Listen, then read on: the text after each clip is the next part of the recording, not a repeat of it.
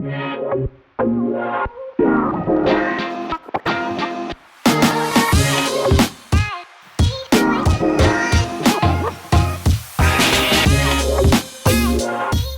and welcome back to the Talking Wolves Transfer Podcast, the show that looks at all the Wolves news and rumours in finer detail. I'm delighted to say I'm joined alongside Dave as a party. Dave, how you keeping, mate? You keeping in the shade?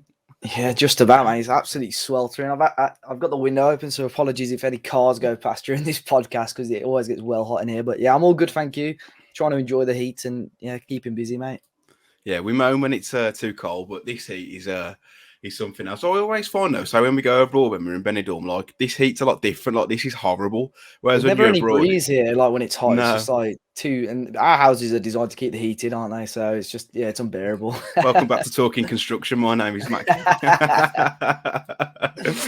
Mate, we got quite a few rumours to talk about today. There's Ethan Ampadu, there's Boubacar Traore, there's Ludovic Ajorque and Rayan Ait-Nouri. But before we crack on with that, mate, we've got a message from our friends over at Football Prizes. Now, they have a new prize live on their site this week, and it's a bit of a farewell prize, Dave. It's a Coady signed and framed Wolves shirt. Is that something that would interest you? Yeah, definitely. Catch you out there. You didn't think I was going to ask, did you? No. But not only that, the entrants will have the chance of winning a £25 gift voucher for the club shop or another signed Coady shirt. Now, entrance costs just £3.95, and if you use code Talking Wolves, you'll get 10% off during August. The competition ends at 7:30 on Wednesday, so head to footballprizes.co.uk to find out more. And that's a wonderful signed and framed Connor Coady Wolves shirt. Dave, let's get straight into it. One of the rumours that surfaced today, and quite left field if you ask me, was that Wolves are reportedly among the clubs interested in Chelsea's Ethan Ampadu. Now, there's a number of Italian clubs who are said to be interested in the, it says defender, but we'll call him a utility man because he can play across the back four, he can play in midfield. Apparently, the Welsh international wants more clarity over his future and not just a loan deal with no option. He's got 2 years left on his current deal, still only 21. Dave, what do you think of this one? Yeah, it's an interesting one for sure. I think these are the type of players that Wolves need to be looking at more, don't they? Like players that are versatile, can cover a number of positions, especially when Ampadu probably, especially I would say this season, isn't going to be a given starter. We don't know obviously the future of Dendoncker. I believe his contract is up at the end of the season. So he might be looking to go elsewhere. And Ampadu sort of does a similar job to Dendoncker, where he can cover the centre-half position, but also plays as a central midfielder or defensive midfielder. At Chelsea, he's had a couple of loan spells. Last one was Venezia in Italy, wasn't it, last year? Yeah. Where he did okay. I think they got relegated, but predominantly played there as a defensive midfielder. But like you said, because he's versatile, he's covered at right back and a little bit at right midfield. But I think these are the type of signings that Wolves should be looking at. He's still only 21, seems to be around, have been around for a long time. Chelsea picked him up when he was really young. Already got 35 appearances for Wales. And I had a quick look on FB Ref as well, just to look, against other midfielders. His defensive numbers are phenomenal. Good amount of tackle, high percentiles for tackles, blocks, and even aerials won. So, yeah, be intrigued to see what sort of deal it would be and how Wolves would structure it. But definitely a player that intrigues me for sure. Yeah, you say you feel like he's been around for ages, and I thought he was about 23, 24, but he's still 21. I remember when Chelsea signed him from Exeter, he was only 16, and at the time, he was one of the most promising players to have come out of the EFL. They were ranting and raving about him. You're right there. He's played in the Premier League, played for Sheffield United, where he got a good number of games, and Venezia in Italy last season. However, correct me if I'm wrong, Dave, that's back-to-back relegations on his CV. Oh yeah, was he at Sheffield United before that as well? Yeah. yeah, maybe stay clear of this one for a year or so. No, but like you said earlier, he just wants a little bit more reassurance over his future, which I understand. I think with Chelsea right now, it's proving very difficult for these sort of players to be breaking into the first team. So I think these Italian clubs are looking at signing him, but just on a loan with no option to buy. And I think he's getting to the point in his career now where he probably needs to settle down somewhere and the just going over to different countries just for a season, it's not really helping him and his progression as a player. So I think if Wolves structure any deal, it probably would be on loan, but more than likely with an option or some sort of obligation to buy. But yeah, I'd be interested to see what happens here. But again, the Italian teams that are looking at him aren't spectacular sides, if I'm no disrespect. No. But I think for a player, utility player, backup player for Wolves, it's going to cover 2 or 3 positions. It would make sense, really. It's almost a major throwback to the signing of Michael Manson. That was from Chelsea. For Highly sure, thought of. Been out on loan, but and of course has been out on loan. He ended up at Hoffenheim, didn't he? Yeah, he was at Forest for a Mancienne. little bit, but he was Yeah. he was in Germany for a while as well. Yeah, because Ampadu has played in Germany as well. He played for RB Leipzig, but didn't really make much of an impact. That was back in 2019. But it is an interesting one. I feel like this may be the sort of player that Wolves are looking at, even if it's a loan with an option or an obligation to buy, with a heavy sell on in the favour of Chelsea. He's a young lad. He's still got bags of potential. Does the basic stuff really well, and the nitty gritty part of the game, which I feel could add a bit of steel into Wolves' side. But not only that, like you said, Dave, can play centre half, can play right back, can play central midfield, can play just in front of their back four. Wolves are known to like those players who are versatile, and with such a small squad, Dave, that those kind of players are really important. Yeah, and they will be sought after as well. You know, he has got Premier League experience, albeit, you know, not a huge amount, but I think right now his value isn't going to be sky high. So I think Wolves will probably be able to get him a deal that suits us as a club. And yeah, I don't see it. Why not for a year? Maybe, you know, if you can sort some sort of option to buy a year on loan. I'm not going to say he's going to come in and be the best player in the team, because I think it will take him some time to, number one, adapt, and number two, try and, you know, compete with some of the guys that we've got. I think central midfield for sure is an area that we need to, you know, strengthen. And if you've got somebody that can be an option there, but then can also be, you know, worst case scenario, an option at centre half, which, you know, now Coady's gone, possibly there's a small gap there to fill. Yeah, I don't think it's a bad situation. He may feel like, and Chelsea may feel the same, there's a little bit in limbo.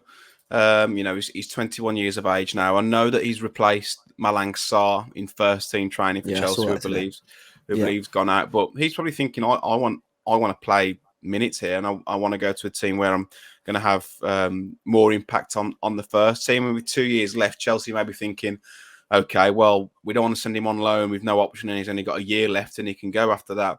They may be looking to try and get a fee in for him now. Similar to Gibbs White at the minute at Wolves, obviously different in terms of playing abilities and styles, but in terms of the contract situation, it's almost identical. Dave, if you're going to put a figure on Ampadu as a permanent signing, transfer market have got him at 11.7 million, but again, that's community moderated, so it doesn't really have a great bearing on the truth. But what would you say is a reasonable fee for Ampadu? I probably wouldn't say that would be far off. I would say sort of between, I'd be satisfied between 10 and 15 million. I know sort of just off air, like before we kicked off, you said possibly closer to 20. I don't know. Yeah. I think with Wolves in their situation right now, I think they'd be daft to spend that much this summer on him. But if we got him on loan with an option of 20 and he impresses this year, then obviously fair enough. But I don't know. I'd be cautious about spending any more than 15 at present, if I'm completely honest. He does love a tackle as well, but let's see what happens with that one. Moving swiftly on, mate, and a player from the French Ligue 2 was relegated with Metz last season, I believe. It's Boubacar Traore. Now, it's said that his entourage have already agreed with Wolves' salary conditions, and his transfer could be finalised in the coming days. That was according to reports coming out of Metz. It was a publication called Socios FC Metz, which I believe is quite reputable. However, Liam Keane for the Express and Star has poo-pooed it and has since reported that Wolves are aware and do have an interest in Traore, but news that a bid has been made is wide of the mark. Can you see this one rumbling on a little bit, mate? Yeah, we've been linked before. I think we were linked in January, right at the end of the January window, where we were like craving signings, and then Alan Nixon had posted the report, and then shortly after added that it's going to probably be a summer signing rather than a January signing. So it's been going on for a while. So yeah, there's definitely truth in the interest, but it had gone quite fairly quiet this summer. I think there were whispers right at the start of the window, but it's gone quiet, and obviously it's now picked up a little bit. I think he fits what Wolves are after. He fits that sort of energetic midfielder that is going to drive the ball up the pitch and almost sort of, pressurize the opponent and cause a bit of a nuisance, which is what we need, really. You look at Mets, obviously they got relegated last season, but I think their form, I'm not going to say significantly increased, but their form was a little bit better when he got given a lot more game time. Sort of the first half of the season, he was playing sporadically, not getting full amount of minutes. And then second half of the season, he started playing sort of full games, and their form seemed to improve a little bit. And I think the values that have been spoke about, I think, according to the press, we'd made 2 offers, one being a loan with an obligation to buy of about £10 million, or a straight transfer now sort of between 6 and 8, I believe. So I think they're 2 decent offers and 2 values, whichever way we go. I think they're 2 offers that sound okay to me. So yeah, I think it's definitely a player and a young player. So plenty of sell on value, plenty. And I think, say let's meet in the middle, let's say €8 million. I think you've got it's worth the risk, let's say, for that amount of money. Yeah, I know that publication who had reported it had gone back to Liam Keane and insisted that he's a bit of a porky pie. So he's telling a bit of a couple of lies, which is quite funny. I know Liam hasn't responded to that, and I don't think he will. One thing with that though, mate, it's Liam's obviously got contacts at the club. He's a Wolves correspondent for the Express and Star, and I know that it's easier for the club to bat things away than it is to say that they're happening. So, for example, the club knows that, for a bit of context, the club knows that their name will be used by particular publications, agents, whether that's to get a new contract for a player or to hurry another club up in stealing someone's signature. So when that happens and journalists go to the club and say, is this happening? They're quite happy to say no. But when things are happening, it's not as easy to confirm that they are, just because how sensitive some deals can be. The fact that they've said it's not happening at the minute, but they are aware of him and they are admirer of him, I feel like this one that could be run a little bit to the end of the window, mate. I don't know how you feel about that. Yeah, probably it'll be one that sort of comes and goes, and I think he's good. He's probably, no disrespect to Mets, probably a player that's maybe too good for that division right now, and he's going to attract interest from the top division clubs or obviously clubs over in the Premier League or elsewhere. So I think the value suits Wolves. They make out we haven't got a huge amount to spend, and we've spent 20 million on Nathan Collins and sort of 30 plus on mirrors, mate. Yeah. So yeah, I think this one would suit Wolves, and we've only got a few weeks left of the window now anyway, so if it drags on, it wouldn't surprise me. Yeah, and looking at some of his percentiles and how his season he had last year. So in terms of ball winning and progressive ball progression, he was among the best for his age. He's been likened to Chouameni, who was just signed for Real Madrid from Monaco. I mean, if he's being compared to him, it would be a fantastic signing. But in terms of profile, Dave, for me, and I don't know about for you, it's exactly what this Wolves midfield has been crying out for about 4 years. Yeah, I was about to say about 3 or 4 years. You could probably go back to podcasts or videos that we did about that long ago. We need dynamism. That's what we need. Yeah. Talk about some sort of Tongo Doumbia, Alfred and Dye hybrid to come in. But yeah, I think this is what we've been craving. We've been needing just somebody to pick up the ball off the centre halves and then drive forward with it. Someone like Renato Sanchez obviously would have been perfect, but that ship has long sailed. So yeah, young French midfielder, hungry, wants to prove what he's about. Yeah, why not? Let's bring him in. Yeah. Let's see. And with that kind of fee, mate, it only takes him to have one good season in the Premier League, and you're looking at 30-40 million. You're looking at exactly a 20-30 million pound profit, which is exactly. I don't want to do a direct comparison, but you look at players like N'Golo Kante, who didn't cost Leicester City the earth either.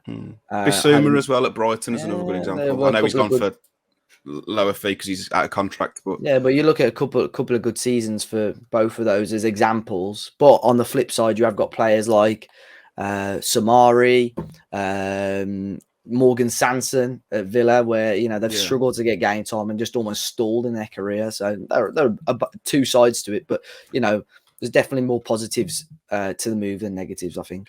It's funny you mentioned Samari though. I remember, well, before he signed for Leicester, I was saying like get him in, because I know we were linked with him. I thought he would have been an unbelievable buy for Leicester, but it just hasn't worked out, and it looks like he may be going back to Monaco for about £15 million. That's a massive loss for Leicester. Yeah.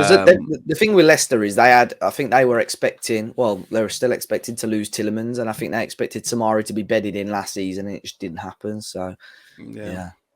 I know their fans are really worried about their business, because I still don't think they've signed anybody. No, they're about to sign their first player, which is Alex Smithies from Huddersfield, I think. Oh, nice. Well, it's not all bad in the East Midlands, so that one to look forward. So Maddison will go, Tielemans will go, but don't worry, we've got Alex Smithies. That's a keeper, isn't he, Smithies? Yeah, exactly. Yeah, he's a good keeper, though, to be fair to him. No. He's a good keeper, and obviously Schmeichel's good, he gone. But yeah, we think we've got it bad.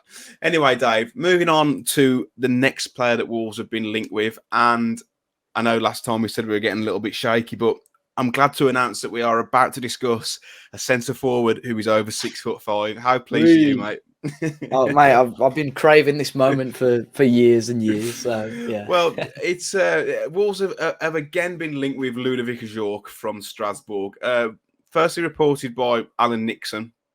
It said that Wolves had offered around £10 million, and Nixon reports that Strasbourg are hoping for double that for the big Frenchman.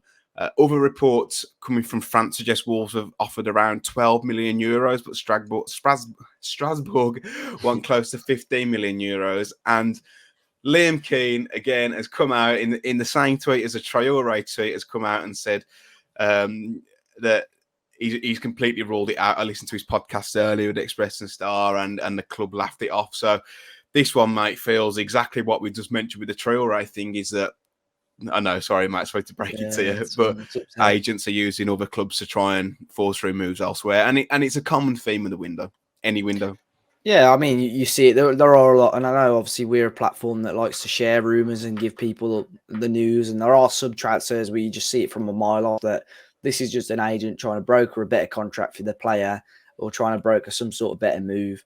Yeah, the thing with Ajorque is he's 28 now. So again, long term for the club, he stays for a couple of years. He's probably the wrong side of his peak, and then your value shoots down. But 40 goal involvements, both goals and assists in the last 2 years for Strasbourg, who historically over the last 3 or 4 years weren't a team that were sort of pulling up any trees in Ligue 1. Last year had a great year, finished 6th. Yeah, 40 goal involvements. His hold-up play is really good. And just physically, he's a beast. He's not one of those players that you just think you look at him, 6'6", you're going to think, oh man, he's going to be a slouch. He's a good player. He can move. So yeah, I would hope, if it's not Ajorque, a player of similar ilk comes in. But these players that are this sort of height, that can still move about and actually play, are quite, they're going to be sought after. We were talking a few weeks ago about Paul Onuachu from Genk. Similar sort of build, but he looks like Bambi on ice. Whereas Ajorque, like defensively as well, he's an absolute unit. So yeah, if a deal could have been there for between sort of 15 and 17 million euros or whatever, then I'd certainly be interested. But yeah, I think Strasbourg are probably holding out for about 20 million. Yeah, and I do feel like it is agents fabricating news just to try and force a move elsewhere. I know that Everton are interested.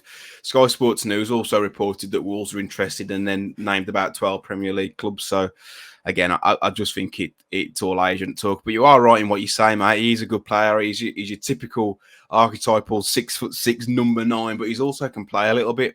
And I know that on your actually we've been linked with before, the score of the worst hat trick in history. I urge you to go and have a look at that if you can find it on YouTube.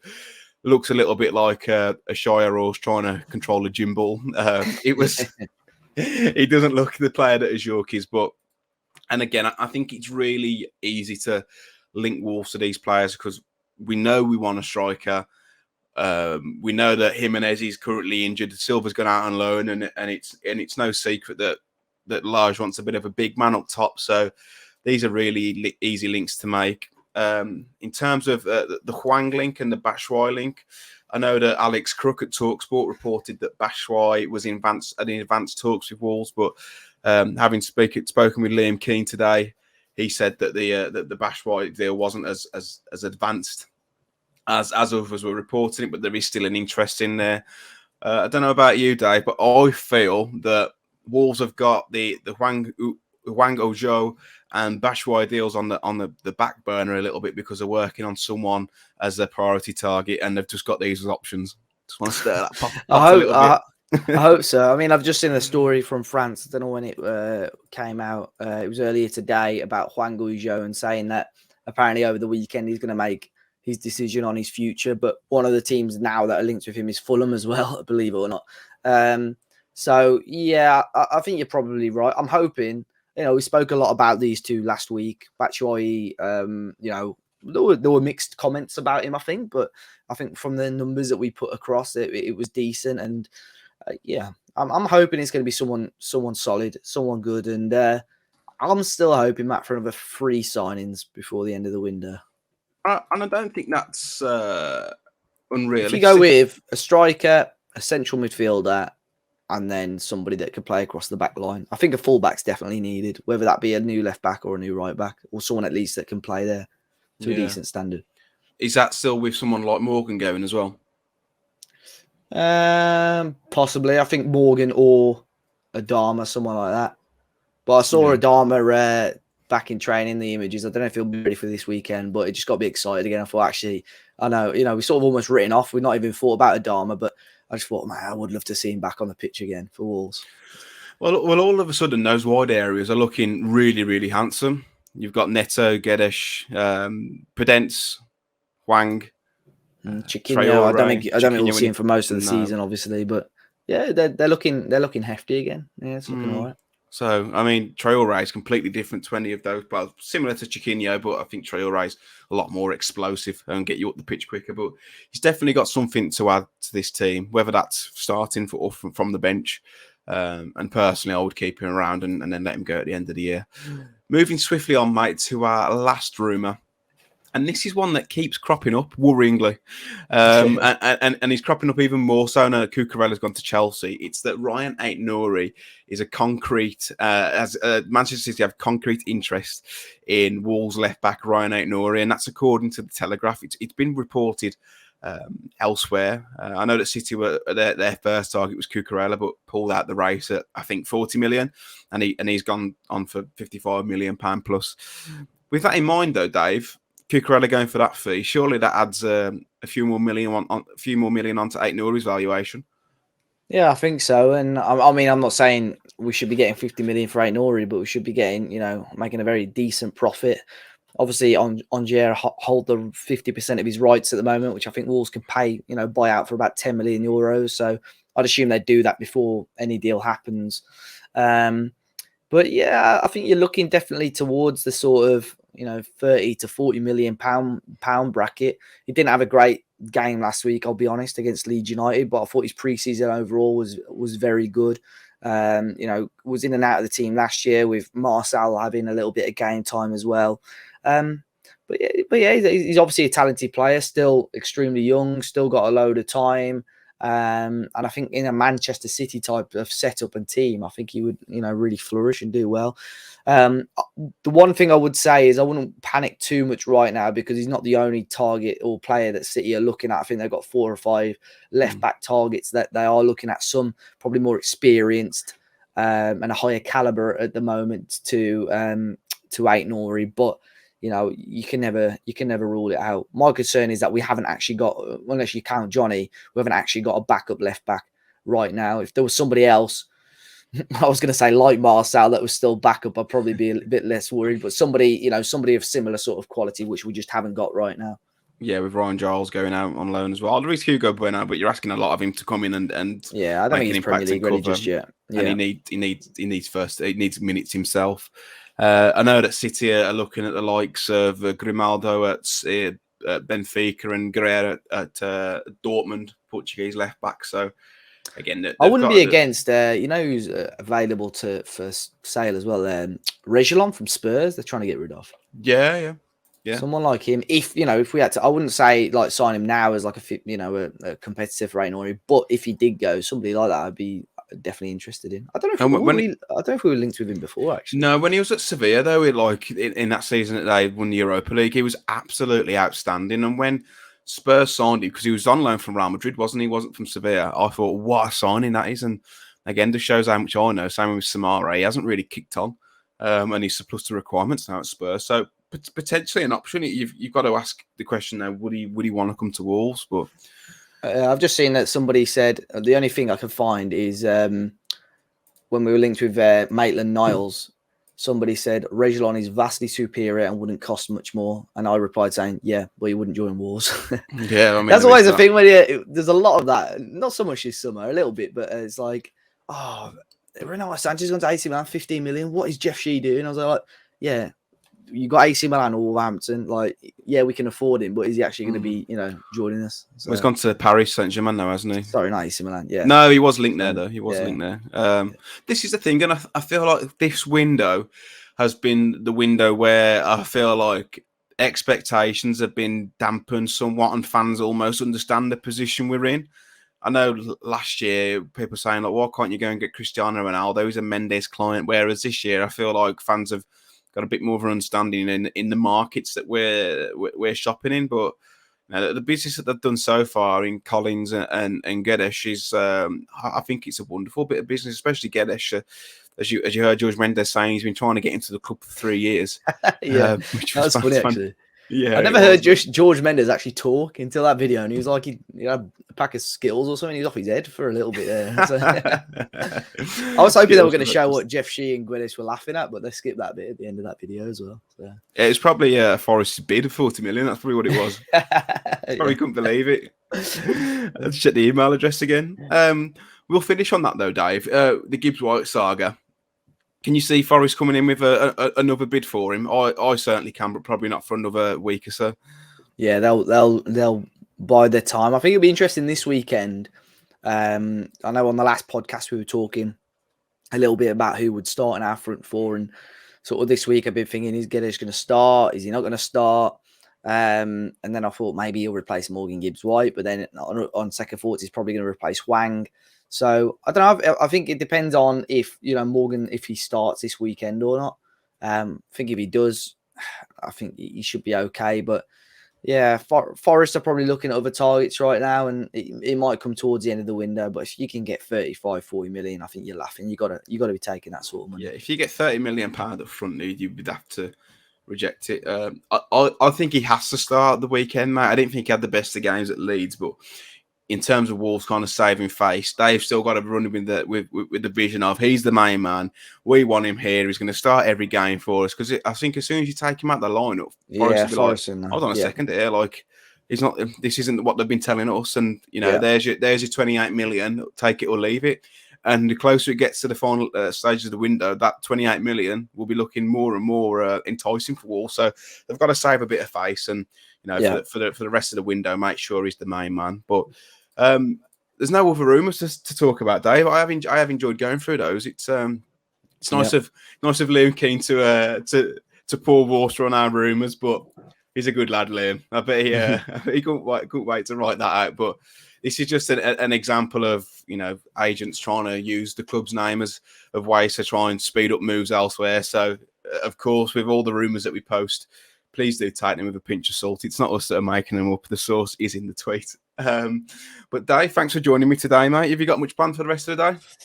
No, I think I'm just going to try and enjoy the sun. We've been sort of non-stop on the channel, haven't we, this week? So we've had obviously the post-match Leeds content, the podcast, the John Ruddy podcast. So if people haven't checked that out, you can obviously watch that or listen to that on Apple or Spotify, and obviously all the Fulham stuff as well. So it's been a busy week. So I think I'll take this time to have a little chill out in the sun, Matt. Yeah, you've earned it, mate. You've earned it. The time of recording is a Thursday, and I'm going to pop down the pub and have a couple of pints with my old man, because like Dave said, we've only had one game of Premier League season, but I feel like it's been non-stop. I know. Literally, even during the summer, to be fair, I know it's been quiet in the transfer window, but it's been pretty much heavy. Benidorm as well, and then just straight back into it. So I wouldn't change it, but yeah, of course, mate. Nice to have a little rest every now and then. And then we've got the rest November to December for the World Cup anyway, but I'm sure we'll find some content hooks to try and do some content around. Definitely, yeah. But If anyone wants to send us to Qatar, let us know. Wonderful stuff, Dave. Dave, where can people find you? Should they wish? So yeah, it's at Dave as a party on Twitter, and obviously, yeah, I'll be giving my thoughts on there with all the rumors. So yeah, I appreciate all the support as well for the Ruddy video which we just mentioned. Yeah, some lovely comments on the John Ruddy video, which is on our YouTube channel. If you just look at our videos, it's the one just before, two before this. So make sure you go and check that out. It's a very honest and open interview from John. So we really appreciate him giving us his thoughts. I'm Matt Cooper, M Cooper Writes on Twitter, Matt Cooper Bites on YouTube. We are Talking Walls across all socials.